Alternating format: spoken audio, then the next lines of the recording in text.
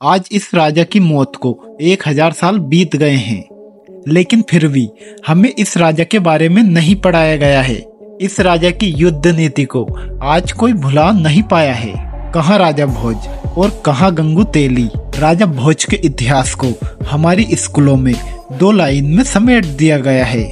लेकिन दोस्तों, आज हम आपको हिंद के उस सूरवीर के बारे में रूबरू करवाने वाले हैं, जिसके लिए आपको वीडियो को अंत तक देखना पड़ेगा। तो चलो स्टार्ट करते हैं। राजा भोज परमार वंश के एक महान शासक थे, जिनका राज्य आज के मध्य प्रदेश के मालवा में था। राजा भोज की राजधानी धार नगरी थी। राजा भोज के इतिहास को अंग्रेजों ने मिटाने की काफी कोशिश की और कुछ हद तक इनका इतिहास मिटा भी दिया। इतिहासकारों के अनुसार राजा भोज ने 41 वर्षों तक भारत के एक बहुत बड़े भूभाग पर अपना राज किया था। राजा भोज वीर विक्रमादित्य के थे वंशज। राजा भोज का जन्म कहाँ पर हुआ, इस बात की तो कोई सटीक जानकारी नहीं मिलती है, लेकिन ऐसा माना जाता है कि साल 980 में वीर विक्रमादित्य की नगरी उज्जैनी में इनका जन्म हुआ था। राजा भोज के पिता धार नगरी के राजा थे। राजा भोज युद्ध नीति, राजनीति और वास्तु शास्त्र के थे कुशल जानकार। मात्र 15 वर्ष की आयु में राज्य का सारा भार राजा भोज के कंधों पर थोप दिया, लेकिन आगे चलकर अपने पिता सिंधुराज के छोटे से राज्य को एक विशाल साम्राज्य में परिवर्तित कर दिया। राजा भोज ने कई सारे बलशाली राजाओं को युद्ध में पराजित किया था। साल 1018 में राजा भोज के अंदर पश्चिम भारत में अपने साम्राज्य को फैलाने की चाह जगी, इसलिए उन्होंने सिंध के कई सारे मुस्लिम राजाओं से युद्ध किया और इन युद्धों में जीत मिलने के पश्चात अफगानिस्तान के अंतिम हिंदू राजा आनंद पाल शाही की सहायता हेतु अपनी सेना की एक टुकड़ी अफगानिस्तान की ओर रवाना करी। साल 1018 तक कोकण और विदिशा तक अपना विजय का परचम लहरा दिया। राजा भोज ने गुजरात के चालुक्यों से 2-2 हाथ कर उन्हें भी पराजित किया। युद्ध का सिलसिला यहीं नहीं रुका। भोज लगातार अपने राज्य के विस्तार हेतु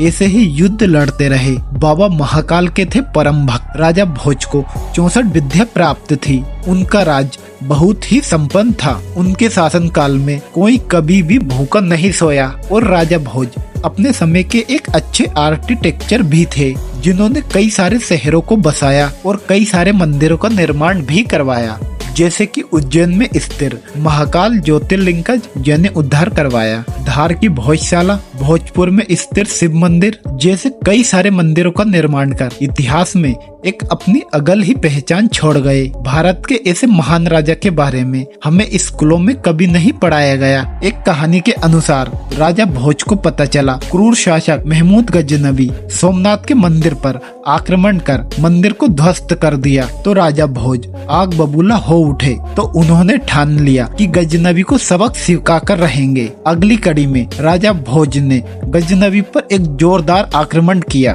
जिसमें भोज की सेना ने गुजरात से गजनवी को खदेड़ दिया। इस हमले से गजनवी को अपनी जान बचाकर से भागना पड़ा। इसके बाद गजनवी के एक रिश्तेदार मजूर सलाहर ने साहिल देव के राज्य पर चढ़ाई कर दी। तभी राजा भोज ने भारत के समस्त हिंदू राजाओं को साथ लेकर मजूर से एक जोरदार युद्ध किया और ये युद्ध आखिरी था जब भारत वर्ष के सभी राजाओं ने सामूहिक होकर किसी बाहरी ताकतों से युद्ध किया था। लेकिन वो कहते हैं ना, कोई कितना भी अच्छा क्यों ना हो, एक ना एक दिन अंत उसका भी आता है। फिर क्या राजा क्या प्रजा। अपने शासन काल के अंतिम समय में अपराजित राजा भोज को एक युद्ध में हार का मुख भी देखना पड़ा। एक युद्ध के दौरान गुजरात के चालुक्य और छेदियों के राजाओं ने सामूहिक रूप से मिलकर राजा भोज पर आक्रमण कर दिया। ये साल था 1042 का। इस युद्ध में राजा भोज का संपूर्ण राज दांव पर लगा था और इस युद्ध में राजा भोज को हार का मुख भी देखना पड़ा और इस हार के कुछ समय बाद राजा भोज ने स्वर्ग की ओर प्रस्थान कर लिया। राजा भोज ने